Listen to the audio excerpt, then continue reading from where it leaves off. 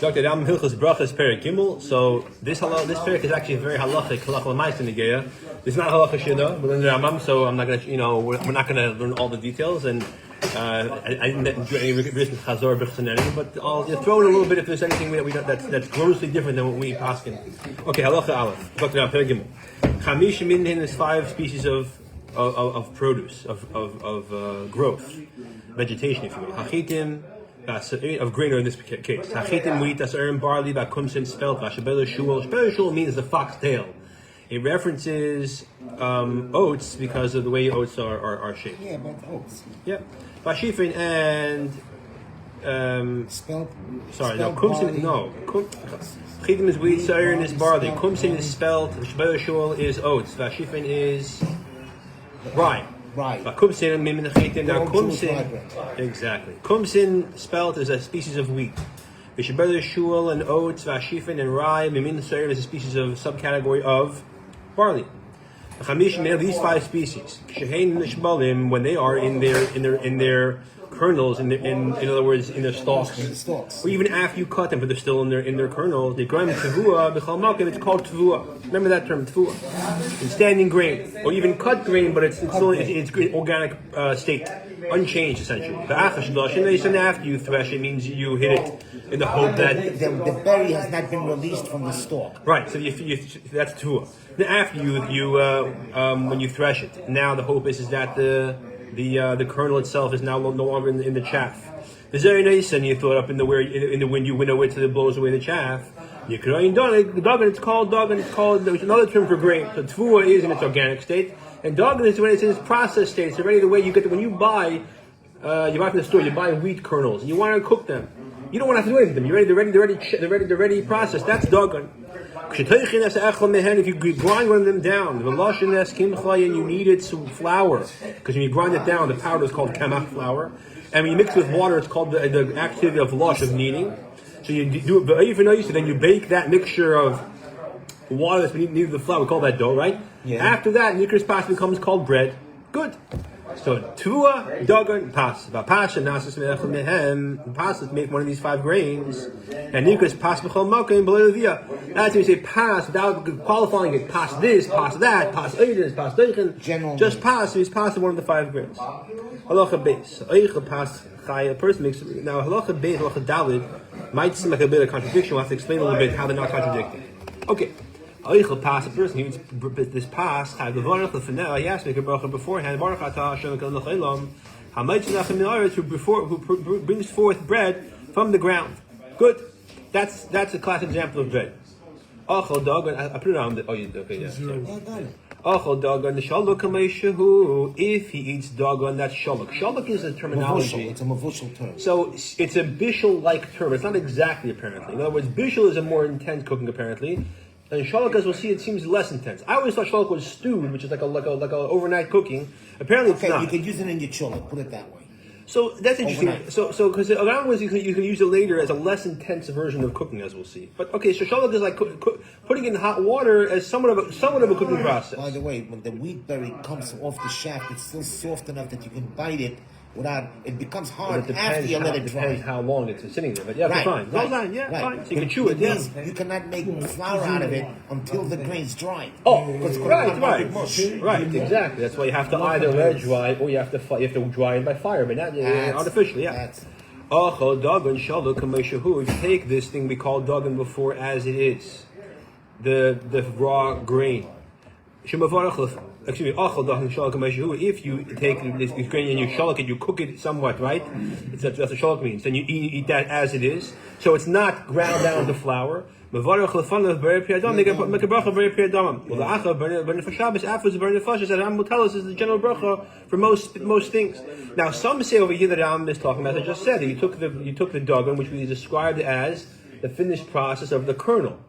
But however, if we say and that's hadama. However, the Rambam is going to imply in halacha dal that's actually mezenis. That's what they want to say pshat over here. The Rambam is talking about a case where even though he's used the word dagan, it's still in its chaff. It's still in its shell. He didn't actually take the kernel out of the chaff. Or Mela, since it's in that state, that's why it's still considered hadam. It's not enough of a bread-like thing to be called mezenis. So the question is, does Rambam over here mean hadama if it's still in its chaff? It's chaff. and its shell, it's for sure hadama. And the pashas also, even if it's out of its chaff, it's also hadama as long as it's one piece. Okay, we'll see halacha dal why I have to say that. You'll see halacha gimel. Kemach she'echa mechamesh min shalaku. You take the kemach of one of these 5 species and you cook the flour. The erva, excuse me, shekalo, right? You cook this kind of a quick boil. No? Sorry. So by you it says sheshalkoy or shekaloy? Shekaloy. Okay, so by me also. Yeah. That means it was shelled. Yeah. And he mixed it with water. Yeah. Yeah. With liquid, any liquid. Right. But it's saying what we said before that shalok. Good. Shalok means cooking. Yeah. Partial cook. So some gears are shin. boil. Some gears are shin kuf lamed vav sheshalkoy means you cooked it. But here it's shekolo Means that it was shelled. yeah, it was shelled. Good. Okay. Akapanim. So that's what means taka. It was peeled. Right. Good. And then afterwards you ground it down. Fine. The give it in mind you can mix it with water. Any liquid. If it was this mixture was thick enough, it's edible, not just drinkable. You actually would eat it, which Shulchan means that lav dafki your mom is going to chew it, but you wouldn't just swallow it like you would like a liquid. You would turn it over with your tongue first. It's somewhat of a processing in your mouth. So it's not mamish, like thin like liquid. And you ate it. You swallowed it, right? Meloshin halitani, like Esav tells Yaakov, right? Halitani. Yeah. So you swallowed it. It's not mamish achila because you didn't chew it, but there's some degree of chewing. In that case, because it's somewhat thick and the grain is present in this regard, you make a bracha mezenis. If it's so thin, you just drink it. Even though it's not mamish thin like water, it's somewhat thicker, but it's basically drinking. You would not turn it over with your tongue; you just swallow it. You make a bracha for shehakol, but safe and after you make a bracha for Shabbos, right? So you have like these type of hot cereals, right? You mix it with hot water. So if it's so thin, you don't even throw it with your tongue; you just swallow, make a shehakol on it. If you have to sort of like you would chew a little bit. Yeah, then the mix it with it. Stop. Let's say farina. Exactly. Farina goes down smooth. Yeah. Right. The kemach of one of the 5 species of grain. You cooked it in a pot. Bain levade, whether you cooked it by itself. Bain shivim dvar you cook mix other things with it. Like dumplings. The chain simply dog or grain that was divided in like 2 pieces. Each the grain is not whole grain. It's been somewhat divided, not mamish flour. But at least it's been crushed enough that the kernels are in 2 pieces or more. Yeah, they call that groats. No. Okay. Like a sachet, or you crushed it enough that you remove the shell. You buy it. It's crushed wheat berries. Yeah. You buy it that way. They have a name for it in Hebrew. I forget. Good. Well, Bishop, beginning. 1 second. No. Because there's something else. Like sachet, you crushed it in the case here that I'm but let's say pshat. Alternatively, even if it's not divided into separate pieces, but you crushed it enough that you remove the shell from it, so it's now shelled. So either it's 2 pieces, but the shell is still, the chaff is there. Or it's the shell is removed, and even it's a whole grain. Well, Bishop, then you cooked it. Grain or refresh, which is okay. This is groat. That's the refresh is. The garash caramel, that the grain which is basically the grain after you artificially dry it by fire, right? That's what garash caramel is. And things of that nature. So these types of things. So in this case, it's called works of the pot, meaning it's mezainis, things that were cooked, but not mama's bread. The chain called tafshel shimli, any other grain. It could be any other cooked item. That you mix with it in the cooking process, not after you cooked it, but in the cooking process. One of the 5 pieces of grain. Whether you mixed flour or you mixed actual bread, like breadcrumbs. But in that case, the bracha prior is buried in the mezenis. This is called we just talk about cracked wheat, and they call it tabuli. I see. Okay, that is your term. It's tabuli. That's what it's, cracked wheat. Yeah, good to say that. So now it's like mushy. You can make a salad. Yeah, I see that there, 100%. So now the question is, now you see why I had to say what I said before, because over here the Ram is telling us that basically the Ram is saying over here that dagan that was divided, or alternatively, kashasha, you crushed it and the shell fell off. That's mezenis. So the Ram is saying over here, it sounds like that if you cook whole grains of wheat or barley or spelt or rye or oats, but they're whole, but the shell is taken off, Here he's saying it's mezainis. Before that, halacha beis, we said like he was saying it was adama because he uses the word dagan. Dagan we said is shell.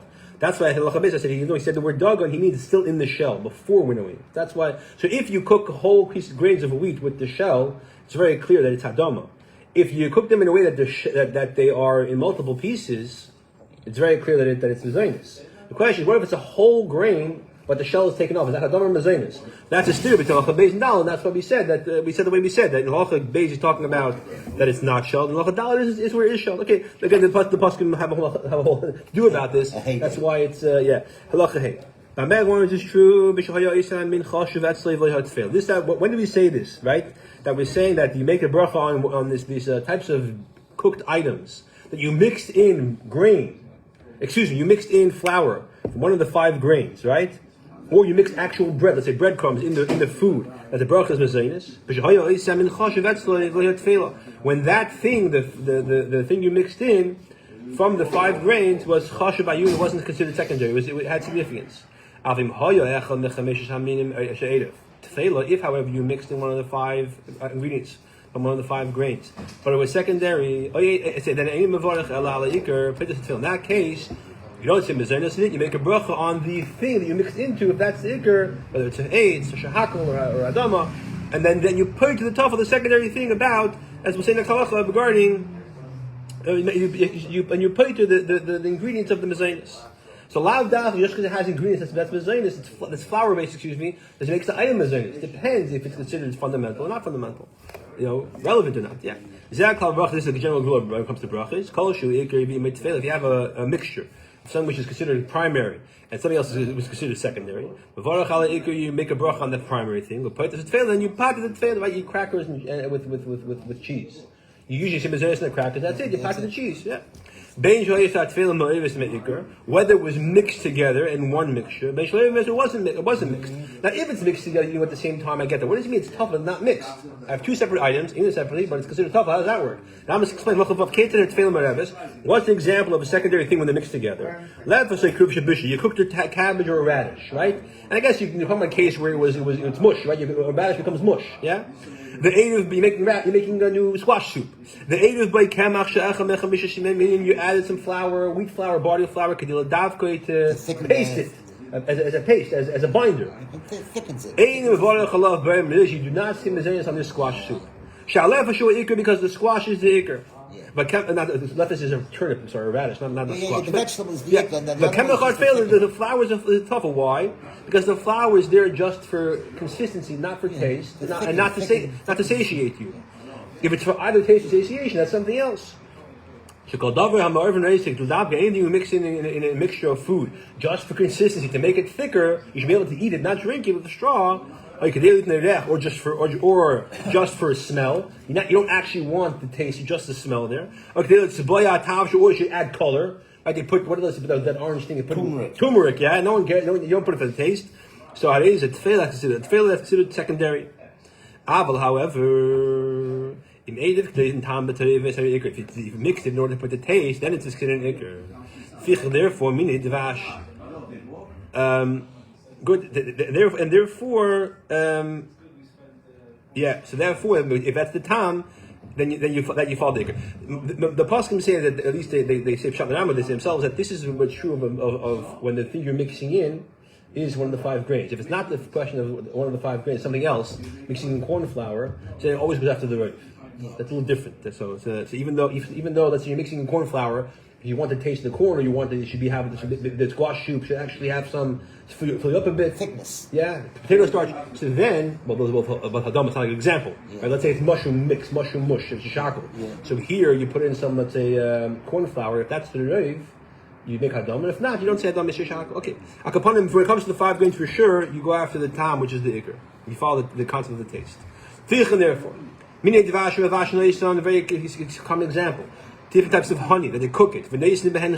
You put wheat fat. It's like a thick part of of the wheat grain. And in order to make it, now the honey shouldn't be just liquid; it should actually be binded. Meaning to make sweets out of it. Exactly the pasuk, yeah.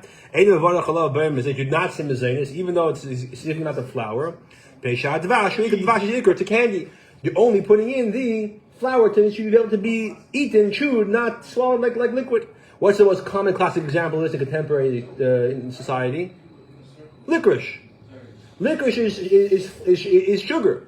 It's liquid sugar. They put the flour in just to bind it. So that's what licorice is shahakol. I'm all looking at By our the bun. way, Huh? Rabbi Dworkin was very strict. He said it's Messiahs. I heard that. A lot of our bun back is today don't know about employees. That's why they know all the. We're old fashioned. No, it seems like I'm all looking at our bun didn't understand how it was made. Didn't understand the purpose. They a verstanden candy. You know, you have to get a little more gushim. So today's show. I can point out. I think today all the rabbanim I spoke to all mastering it was. Yeah.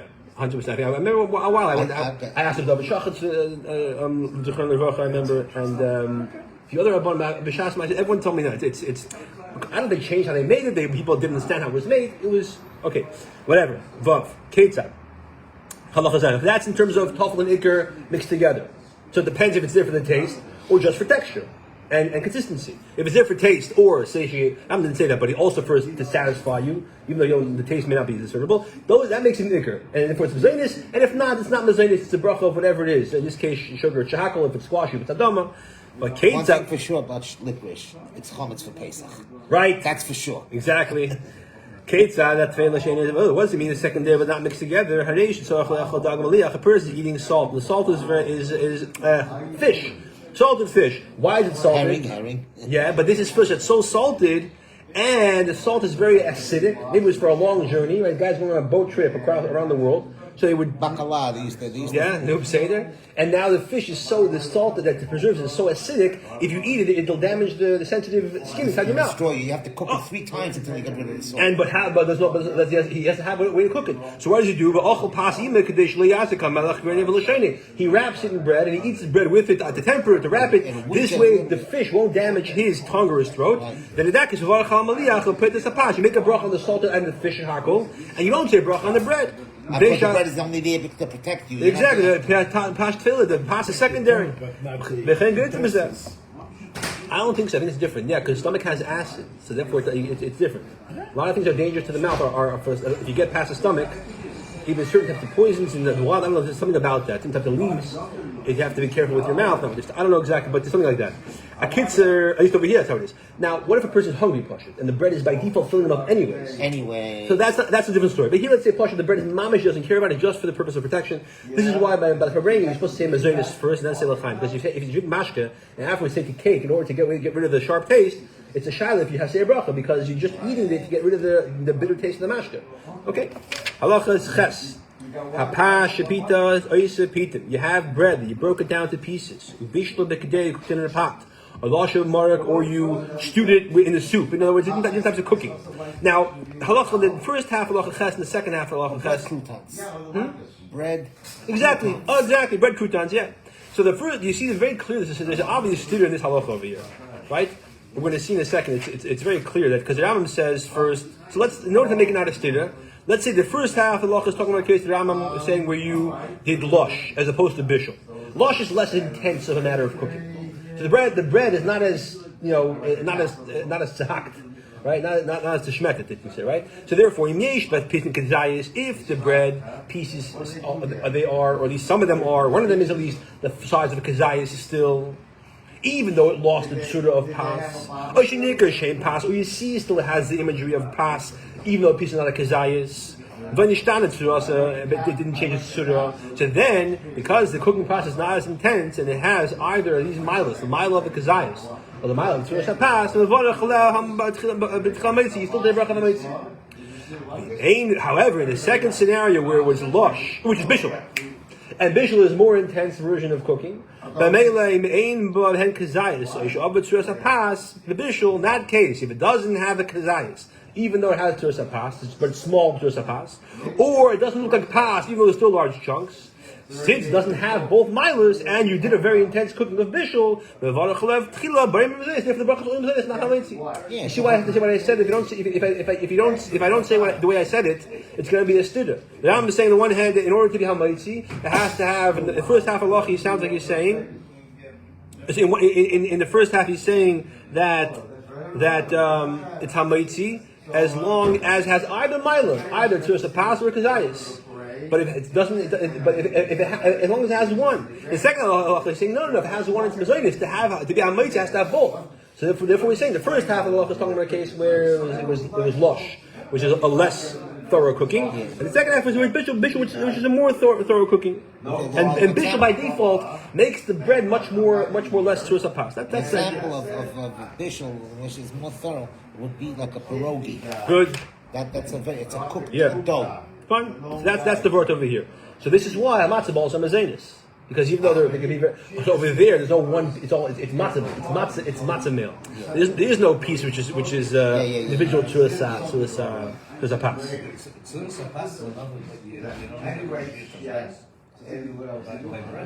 If it's bishul, if it's bishul as opposed to shalak, which is less intense cooking, or lush, which is less intense cooking, right? Actually, lush is not even lush; is just soaking. Sorry, lush is you soaked it. It's even less. Sorry, I should clarify. It says by Lush of I should clarify. Halacha ches in the beginning when it says pasha pita isa pitim ubishlo bekadero. Lush of mark bishlo kadero means you mamish cooked it. Lush of you soaked it in the soup. So you soaked it in soup, so therefore it's not as intense. The challah not cooked, right? It's just soaked in hot water. It's a little different. Nail over there, if you soak it in soup, it's still bread, unless its side doesn't have to a pass and side each piece disintegrate less than the kazayis. But if it has either mile, you still say hamitzi. When you mamish mavajal it, then it's not hamitzi unless it has both milas. Each it has kazayis plus to a pas still. I heard sorry, Nenu. Yeah, let's finish the parak. We'll talk afterwards. Yeah, we're not gonna finish it. Isa shenefes bekarka kain sha'av kamesha'av sheikh midbar isim. You have a dough or isa is that a loaf of dough. Shenefes bekarka, you cook it in the ground. Kamesha'av kamesha'av like the Arabs who live in the deserts do. They dig a hole in the ground. They fire inside, and they maybe coat the wall of the wall. They slap it on the wall. But maybe they coat the wall with cement or something. I don't even know that. Plastic, fine, yeah. I saw it in Tunisia. I actually have a video of this I can show you. I think I showed you last time, I think. Yeah, they still do this over there. Since this bread, when it's baked this way, according to that, doesn't have the tsura of pas. It doesn't look like bread. It has a different type of mud in the image. So I think it's like this. The Arabs think it's like a flaky type of large, like bowl, like that's what the Arabs eat. Like a pizza, yeah, but it's like flaky dough. So Mavar Chalel Barim Mezenis, it's good by Mezenis. Because the Rambam, this is Mezenis, even though it's just flour and water. The Beis Yosef holds, as far as I understand, that even matzah that we call matzah that also doesn't have two pas. Therefore, the whole year there's 5 Mezenis on it. Okay. If however you kaveh sil in it, you establish the meal over it, then it's hamitzi. What do you mean you establish the meal? So people think you just sat down for breakfast with a bib and a fork and knife. No, we don't care if you did that or if you're on the subway eating while you're walking. You shouldn't do b'chlal. But the kaveh suda means the quantity you ate. How much did you eat? That's the kaveh suda. And the different opinions of what that is, and there's either 8 kazesin, 12 kazesin. Just by the way, they say they work us by matzah. If you eat less than zayis, you become zayis. Ashkenazim? Doesn't make any sense. Can't be. The Alter Rebbe passes. Okay. That's very strange to me, but what can I say? So no, the Alter Rebbe holds. Okay, so that's interesting. So why, if I eat a piece of matzah today that's small, don't I say definitely hamitzi? If I eat a piece of matzah the size of a quarter, I don't have to wash? I think you do. Okay. Because Father holds all that by bread. Else, yeah, right. Now, just for reference, if you kaveh a suda make hamitzi, how much is kaveh a suda? So the Alter Rebbe holds 8 kazesim possibly, certainly 12 kazesim. For reference, in our slice of peaches, how many kazesim? 9 kazesim. The cheni says you have a dough that you needed with the flour and water. You also put some honey inside, a beshemen or oil or chalav or milk, a shade of minute, oil, different types of spices or flavor, whatever. Not regular types of bread additives. Yeah, you put in whatever chocolate chips. You put in even let's say not chocolate. You put in oregano, lots of oregano in the dough. The behi nikras pasta babakis, which is called pasta, has pockets. Avapishi pasta even though it's pas. It's pas, and therefore, if you're satisfied, you have to bench. And therefore, it is chayiv taking challah from this dough before you eat it. If not, it's tevel on the sun, right? Nevertheless, if you eat it, in a way which you're not required to bench because you're not satisfied. You're not kaveh suda. The bracha before is mezainis. The kaveh is also allowed if you were kaveh suda and you had enough to be satisfied, or you had enough to be at 8 o'clock kazesim. In that case, before hamitzi, you make a bracha before hamitzi. The Brachos says explicitly that by hasabot the kissing, it's with nuts and fruits. It has to be sweet. So that's one opinion. Oregano is tapas stays hamitzi, right? Because it's a neutral herb. While if you stuff it with fruits and nuts, then it takes on the characteristic of a Danish, as we call it today. Right. Yeah. Let's be practical sleeping when we eat a tuna wrap. Yeah. You got to be careful. That's mighty that wrap. So it depends how the wrap's the question. And the wrap is made of mezainis. Yeah. If it's made with fruit juice. Yeah. But they have wraps that are hamitzi. Yeah. Okay. So then it's the same question, right? So then the question is, are you satisfied? What does it get of satisfied, first of all? But also the question becomes, there's two questions. Do you have to wash? If yes, can you wash on this? Maybe you have to wash on bread. Because you have to wash. But you can't say mitzvah on this. Or maybe I can say mitzvah and make a mitzvah on this thing. If I have two slices of pizza, or even two, for sure, no question, right? So so yeah, there goes the same question, right? And also does if you're satisfied not only from the wrap, but from the tuna, so then if you're sheveya, then could be so the question is, you call that pas or not, right? And then also, if you have to wash, can you wash on the wrap? That's more problematic because a lot of the sevilla comes from something else, not from the bread itself. Yeah, so the answer is only holding the good stuff together. And it's a difference if it's made Paris or Mayan. Sure. When is that difference? Flour and water is pas. Flour and made Paris is not pas. Yeah, but a little before, if you mix it with water, you also say mezainis. What do you mean? The R cases where you have pas is not so it's a pas, for example, but that's not pas above a kissing. Pas above a kissing means either there's non-water, there's a other liquid mixed in, majority of the liquid mixed in to the dough, or in the Rambam's definition, in the dough you have only flour and water, but you mixed in, let's say, not something which contributes to the kneading process, but a flavoring agent, like items like spices or whatever.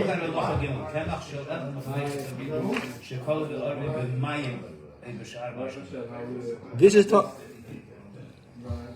this is talking about the Ma'aseh Kedera. This is talking about, let's say, farina or whatever. It's not talking about pas. We have to be careful with this on Rosh Hashanah. Sorry. I was looking at Dalit.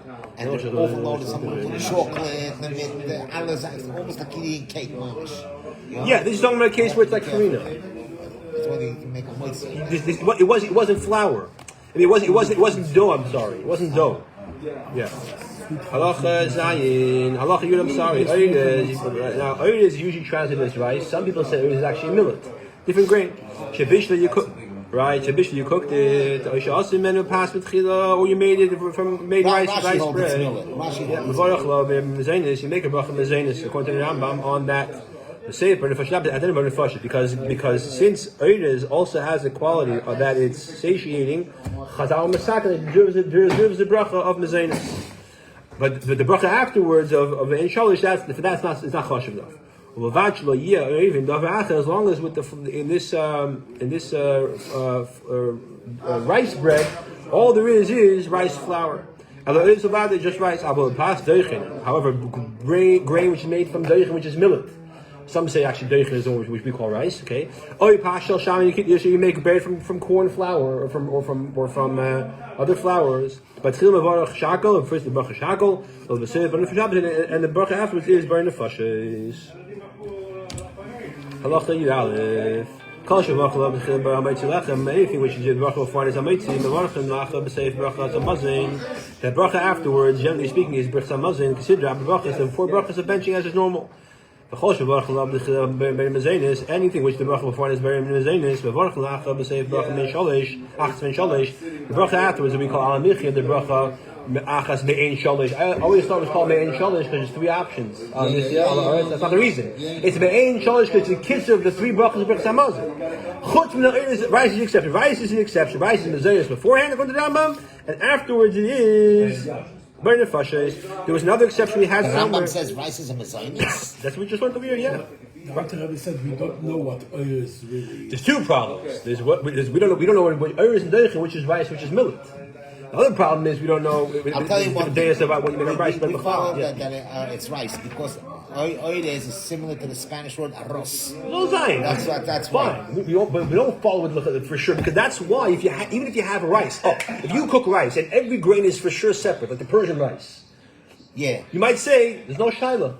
You make a mezainis on that. It's not the a answer is sticky no. one. Why Maybe not? put it Because in surface starch. why don't you say mezainis? Why can't you say mezainis confidently? Because some say that our rice is deichen. And that's why you can't. That's why even rice. That's what the Alter Rebbe holds. Even whole grains of rice, if you cook them, then you still, as long as they're somewhat sticking together, it's a shiloh with the brachos. If the mamish independent pieces of rice could be that's no question. I was told by but our rice that clumps together. One of the reasons why, even though Eris l'chayil is in that scenario is zaynis, but we don't know if our rice is Eris. Maybe our rice is deichen. Maybe. That's the problem. Okay, I believe that's how it works. That rice, Alter Rebbe says it's you make a hadama and you make a shahakal on two separate items. No, and you can eat all the rice. The shiloh on rice is if it's hadama and mezainis. Because we don't know what the bracha is, and according to Alter Rebbe, unlike the Taz, you can't just say hadama because the Taz holds very partial. Where does grain come from? The ground. Make hadama and you're good. Alter Rebbe holds no. Hadama is not a bracha which you use kill other things. It's for its own species. Therefore, if you're not sure if it's hadama and mezainis, you can't just make hadama. You have to say shahakal. Now, because you're supposed to take the proper bracha, the Alter writes over there that you should only eat rice in the meal when you wash, no shiloh. Some people say the Alter Rebbe doesn't give you the option of making hadama and mezainis on two different items. Is why the Alter Rebbe holds that it's not an option, which is a cheresh shtus. Because the Torah Pasha, that's an option. Because you said the bracha. When you wash, the chiddush is no chiyuv making any brachas. If I make a hadam, make a mezainis, then I'm saying the bracha on the rice the whole day. So sure, okay. Okay, you base. Call med morning is true. B'shal chol exayis amayla. If you ate a kazayis and above, that's when you say the bracha achrona in this fashion. Avol pachas b'kazayis. If you less than kazayis, bein pas bein b'shal ochel. Whether it's less than whether it's from bread or from other items. You drink less than revius. Whether it's wine or other liquids, you make the bracha, which is bracha you make the bracha always, even on a drop. There's no bracha achrona. Bracha achrona is only if there's a kazayas eaten. Even bread, which you eat a crumb of bread, you have to wash and make hamoitzi. You don't make a bracha if you wash. So you wash the outer bracha unless you're having two kazayas, right? But you have to wash and then make hamoitzi. Bracha achrona you don't make unless you have a kazayas. And if it's liquid dafka revius, how do we know where Chazal get the idea from? From the shear of Isser. What's the shear of Isser eating something? Eating a kazayas is you're over the Isser eating something. What's the shear of drinking something over the Isser? They're drinking the revius. Therefore, that's where it comes from. Good, fine. There is an opinion that after a kazayas of wine, you have to actually make a bracha achrona. If the Alter Rebbe says, when it comes to wine, either drink a full revius or less than a kazayas. Don't drink in between. Yud Gimel. This is the bracha that we're calling is a little bit of the three brachas of Mazin. Baruch atah Hashem Elokeinu melech ha'olam. I'm not going to translate that. Ala michir for the sustenance, v'al and for the food. V'al eretz chemeshev. And that is a kitzur of the first bracha of Mazin. Then we add eretz chemeshev on the precious, good, spacious land that you desired and gave in inheritance to our forefathers. That's a kitzur of the bracha of Neideh.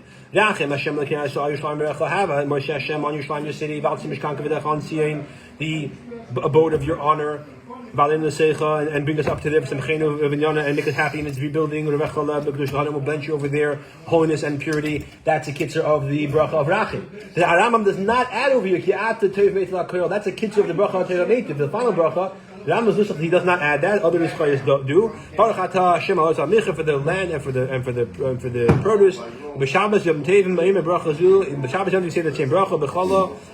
Brachos b'Chala Mein Kedush Hayim. You add the Kedush of the day of Shabbos Yom Tov.